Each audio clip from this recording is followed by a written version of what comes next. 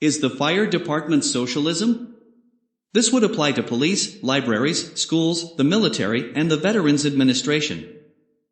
I had a Berniecrat point to the Veterans Administration as a successful example of socialism. He is obviously not a veteran, or he wouldn't be using it as an example of success. The closest thing to socialism in the United States would be Obamacare, where the government dictates what product you purchase for your healthcare, and anyone who calls that a success has never been successful at anything in there, living in my parents' basement. Antifa wannabe. Pronoun making. Life. At a small rally in October 2015, Sanders was testing out how to cover his Marxist-socialist tracks. When you go to your public library, when you call your fire department or the police department, what do you think you're calling? These are socialist institutions. New York Times. As Sanders has known since he joined the youth wing of the Socialist Party in 1961, that's ridiculous. Ever since Karl Marx invented socialism and wrote the Communist Manifesto, which was mainly about socialism, socialism has meant getting rid of capitalism. Duh! And every capitalist country has fire departments, police departments, and libraries. These are not anti-capitalist institutions. They help capitalism and us too, most of the time. They are good things, but being a good thing is not what makes something socialist. Sanders simply does not want his followers to know what socialism really is, and they don't. Here's one way Bernie makes sure Berniecrats don't understand. If you want to see how Bernie fools his Berniecrats, ask them, is Bernie a socialist or a democratic socialist? But it turns out they are not allowed to say. Instead, they are required to send me a diversionary answer that's obviously been pre-approved by Sanders. I'll discuss that shortly. To get an honest answer, I knew I had to ask an unexpected question. So I asked a Berniecrat, is he a capitalist like Elizabeth Warren? Bernie didn't have a rule against answering that question, so she gave me her honest opinion. I, personally, would say that he is a capitalist. I think he wants to keep an economy mostly based on for-profit corporations. She had no idea that socialism, democratic or otherwise, was not capitalism, thanks to Bernie's deceptions. How Sanders hides what socialism is. He claims the fire and police departments are socialist. He claims Denmark and Sweden are socialist. He implies FDR was a socialist. He is pleased to have recruited 50,000 Berniecrats to the Democratic Socialist of America, but never lets on that DSA is a Marxist organization. Some observations: if the police are socialist then so are the military, but not even Sanders would dare say that. Denmark's Prime Minister says Bernie Sanders is wrong to call his country socialist, Vox, 2015. Denmark's productive economy is entirely capitalist, they just have a good safety net. FDR called socialism dangerous, and Norman Thomas, the six-time Socialist Party presidential candidate, said FDR was carrying out his socialist policies. In a coffin. As to number 4, Sanders has been a keynote speaker for DSA, they always support him, and he appointed their honorary chairman to the Democrats' Platform Committee. But DSA's first issue of the Socialist Forum published 10 of their top people, and every one of them wrote a Marxist article. One said, the Russian Revolution is a wellspring of political possibility to help guide organizing for revolution in the US. Why Sanders hides the truth? The guy's brilliant. He's managed to convince just about everyone from most New York Times reporters and op-ed columnists, even Krugman, down to the lowliest Berniecrat, that he's a democratic socialist but not one of those bad, real socialists. That's like convincing everyone that Bartlett pears are not pears. He can't just walk away from socialism for 2 reasons.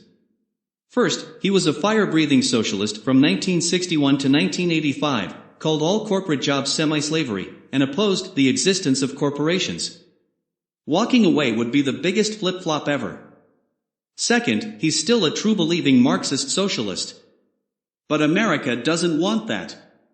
So his only choice is to pretend democratic socialism is something completely different, FDR liberalism, and then pretend he's been in the democratic lane all along. Nothing could be further from the truth. To understand the true brilliance of Sanders' socialism deception, read Chapter 23, Sanders' Socialism Myths, of ripped apart on your smartphone or your tablet or laptop. What the Berniecrat must text. As promised, here's Sanders' statement that Berniecrats are required to text when asked if Sanders is a socialist or a democratic socialist. Bernie has identified as a democratic socialist for decades because he understands the term to mean supporting basic economic rights for all Americans, including universal health care, tuition-free higher education, a living wage, and a secure retirement. He forgets to mention that he's also called himself a plain old socialist for even longer and that he still does. And he has never once objected to being called a plain socialist. Sure, socialists want things like universal health care that Democrats have long supported. Hillary Clinton worked her heart out to get as close to that as possible in 1992. But to say that democratic socialism means just those democratic goals is to deceptively leave out all the Marxist revolutionary stuff like class struggle on a massive scale, to quote DSA again. That's the socialist part of democratic socialism. Sanders' plan is to lead young Democrats into Marxist socialism without telling them where they're going. So far, he's doing a brilliant job of it. About government institutions, such as the fire department. Berniecrats like to argue that the fire department must be socialist because it is funded by the government. This mistake is made by all far right-wingers and those on the left without much historical knowledge. Historically, socialists have defined socialism as an economic system and not claimed that everything funded by the government was socialist. That's why you never hear a real socialist saying, "Oh, the US is becoming more socialist because it's expanding the government-funded military." That would get you laughed out of any good socialist party. Both socialism and capitalism are systems, and both require governments to function. They differ in who owns the means of production. Check out Karl Marx. The means of production are the factories and service companies that produce society's goods and services. The means of production does not include the army, police, courts, or fire departments. There are two basic kinds of socialism: government ownership, Bernie's original position, and worker ownership, his current position. There is basically one kind of capitalism: the capitalists own the means of production. Both capitalist and socialist economies need legal systems, police, fire departments, highway systems, etc. The capitalists want and need these to serve capitalism, and the socialists need these to serve the socialist part of the economy. The capitalists don't want the police, legal system, or fire department to be left to other capitalists who would rip them off. They prefer to have the government do those jobs for them by taxing everyone. Providing the government services that the capitalists want to support capitalism is not socialism according to Marx, and it does not make sense as a way of claiming that the country is part socialist. Jeremy Gersvig, common goods are not the same as socialism. There is a common misconception that roads, libraries, police, fire protection and other services provided through government are instances of socialism. Instead, they are examples of public goods or common goods. Everyone may use them. They may be used by several people simultaneously, and, for the most part, are non-rivalrous in that use by one person does not diminish supply for another. The claim that the existence of government services means we are enjoying socialism is false. Just because it is government doesn't make it socialist. Socialism is an economic system in which goods and services are provided through a central system of government ownership of the means of production rather than competition and a free market system.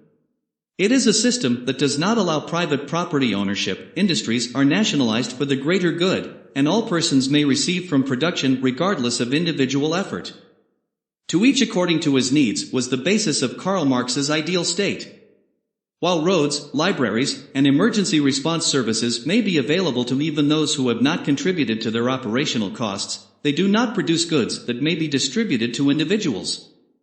Socialism ignores the truth of the means of production, capital, entrepreneurship, land and labor, by claiming that those factors may be communally owned.